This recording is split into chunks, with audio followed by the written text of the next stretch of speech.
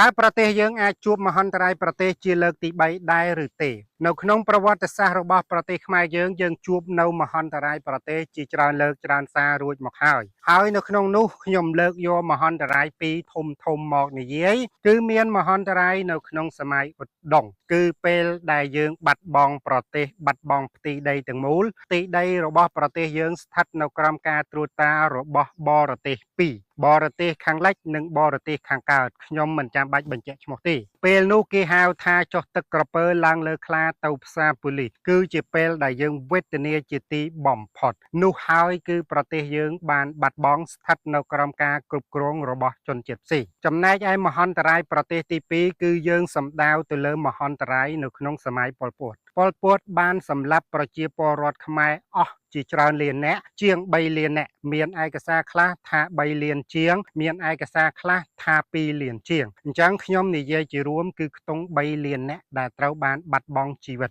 នេះរាប់ថាជាមហន្តរាយប្រទេសលើកទី2ហើយបងសួរថាតើយើងអាចជួបនៅមហន្តរាយប្រទេសជាលើកទី3ដែរឬទេការមហន្តរាយប្រទេសនេះគឺយើងត្រូវបានបែងចែកទៅជា2ទី1មហន្តរាយប្រទេសដោយសារតែជនបរទេសរំលោភបំពានយកទឹកដីរបស់យើងតែម្ដងហើយមួយទៀតនោះគឺសង្គ្រាមផ្ទៃក្នុងកាប់សម្លាប់គ្នាយ៉ាងរង្គាលធ្វើឲ្យជនជាតិវិនាសអន្តរាយអញ្ចឹងឆ្លើយតបទៅខមមិនរបស់បងថាតើប្រទេសយើងនឹងជួបនៅមហន្តរាយលើកទី3ដែរឬទេវាអាចកើតមាននៅក្នុងករណី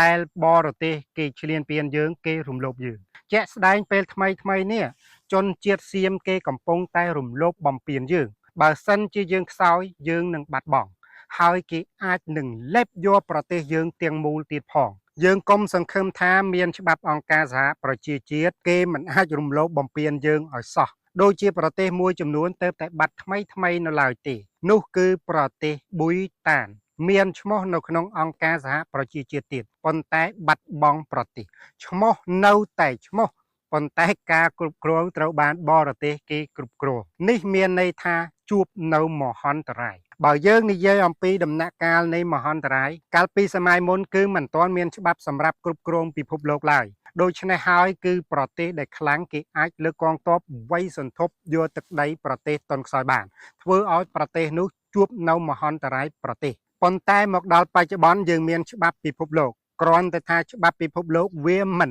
អាចធានាសុវត្ថិភាពជូនទឹកដីនោះបាន100%ឡើយគឺវាអាស្រ័យទៅលើសម័យខ្លួនផ្ទាល់របស់ប្រទេសជាតិនោះបើប្រទេសជាតិនោះតន់ខ្សោយវាប្រកាសជាបាត់បង់ហើយវិធីដែលបាត់បង់ប្រទេសជាតិនៅក្នុងសម័យបច្ចេកវិទ្យាសម័យវិទ្យាសាស្ត្រគឺគេមិនចាំបាច់ប្រើកងទ័ពវាយយកទេគេប្រើវិធីចិត្តសាស្ត្រមនោគមវិជ្ជានិន្នាការនយោបាយជំនួយសេដ្ឋកិច្ចអីផ្សេងទៀតដើម្បីលេបត្របាក់យកទឹកដីនោះគឺគេមានវិធីច្រើនណាស់នៅក្នុងការលេបយកទឹកដីរបស់ជនជាតិនោះការបាត់បង់ផ្ទៃដីបាត់បង់ជនជាតិនោះឲ្យឈ្មោះថាមហន្តរាយប្រទេសហើយមហន្តរាយប្រទេសទម្រង់ទី1គឺសំដៅទៅលើការបាត់បង់ប្រទេសបាត់បង់ជនជាតិទៅលើជនជាតិមួយទៀតជាអ្នកគ្រប់គ្រងតាមវិធីផ្សេងគ្នាតាមសន្តិវិធីនិងតាមប្រើកម្លាំងកងទ័ពជាដើមចំណុចទី2គឺមហន្តរាយប្រទេសដោយសង្គ្រាមផ្ទៃក្នុងរបស់ប្រទេសឧបមាជាក់ស្ដែងដូចជាប្រទេសភូមាកំពុងតែបាញ់សម្លាប់គ្នាផ្ទៃក្នុងនេះក៏ជាមហន្តរាយប្រទេសមួយកម្រិតដែរសំណួរសួរមកយើងវិញតើយើងជួបនៅមហន្តរាយប្រទេសជាលើកទី3ទេឆ្លើយតបទៅខមមិនរបស់បងវាមិនអាចសន្និដ្ឋានថាមិនកើតឡើងនោះទេគ្មានអ្វីមួយស្ថិតស្ថេរនោះទេនៅក្នុងច្បាប់ពិភពលោកបានចែងមកថារាល់ពេលមានសន្តិភាពតែងតែមានសង្គ្រាមរាល់ពេលមានសង្គ្រាមតែងតែមានសន្តិភាពសង្គ្រាមបង្ក្រាបសន្តិភាពសន្តិភាពបង្ក្រាបសង្គ្រាមវាបង្ក្រាបគ្នាទៅវិញទៅមកបន្តកន្ទុយគ្នាជាដរាបដូច្នេះយើងមិនអាចសន្និដ្ឋានបាន100%ទេសូម្បីតែច្បាប់អង្គការសហប្រជាជាតិចែងឲ្យពិភពលោកមិនវាយគ្នា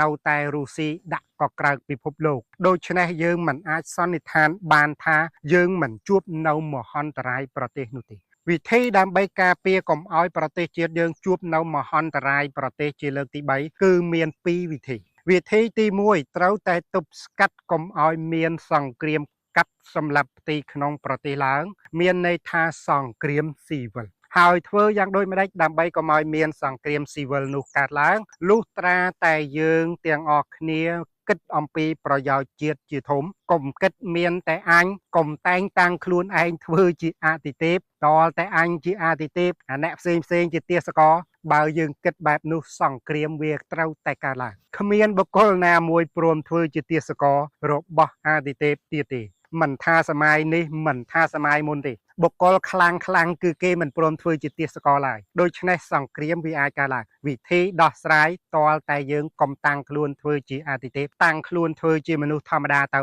มันមានសង្គ្រាមទេរស់នៅដើម្បីសុខសាន្តសប្បាយសบายទាំងអស់ទៅมันមានសង្គ្រាមកើតឡើងទេมันមានមហន្តរាយប្រទេសទេហើយទី2នោះដើម្បីទប់ស្កាត់កុំឲ្យមានមហន្តរាយដែលបរទេសរំលោភយើងគឺតលតែយើងនឹងខ្លាំងតលតែប្រទេសជាតិយើងខ្លាំងទៅបរទេសគេមិនអាចរំលោភបំពានយើងបានដូចជាថៃកំពុងតែរំលោភយើងនេះបើយើងខ្លាំងគេនឹងខ្លាចគេនឹងដកថយហើយដាក់វិញដាក់តលតែគេព្រមទទួលស្គាល់ថាយើងមិនមែនជាមទេយើងក៏ជាកូនតោដែរតលតែអញ្ចឹងទើបយើងអាចរស់នៅសុខសិនសានបានសរុបមកឆ្លើយតបទៅនឹង comment របស់បងគឺយើងមិនអាចសន្និដ្ឋានថាមិនកើតមហន្តរាយប្រទេសជាលើកទី3ទេលុះត្រាតែយើងមានយន្តការទាំងពីរហ្នឹងដើម្បីការពារកុំឲ្យវាផ្ទុះមហន្តរាយឡើងទើបយើងអាចរក្សាស្ថិរភាពបានទាំងអស់គ្នារស់នៅសុខសាន្តសប្បាយរុងរឿងទាំងអស់គ្នា